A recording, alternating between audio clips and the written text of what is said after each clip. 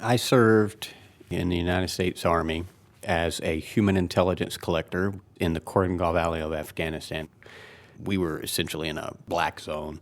If you walk outside of the wire, there's almost a 100% chance that someone's dying or coming back wounded if you come back.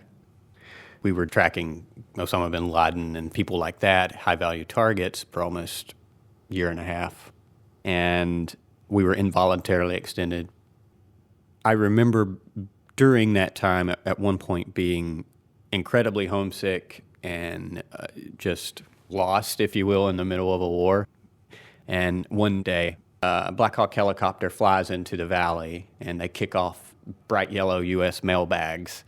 And the sergeant called my name Peaches. I was the only one from South Georgia, so my radio call sign was Peaches. And they said, "Peaches, come up here, you got some mail." And I wasn't expecting mail, and it was this box from home. And I cut it open, and there was this big, huge thing wrapped in aluminum foil.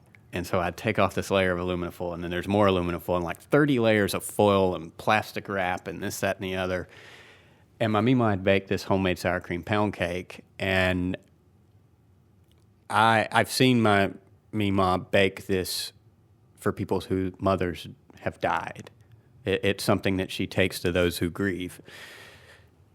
And then here I am, and I'm in a foreign country, in a hostile environment, and that same pound cake is now sitting in front of me, and my 12-man team is there, and I pulled out a K-bar combat knife, and I hack into this thing, and I cut it into like 12 massive chunks, and I ate mine first, and I cried, and everyone got a chunk, and I think that if we had dined in her kitchen the moment that it cooled and she took the towels off of it, it could not have been as fresh as it was there on that mountainside.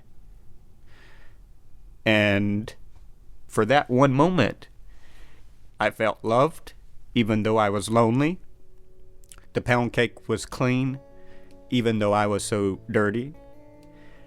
It was cold, and that pound cake warmed me. It was just like Mima was there.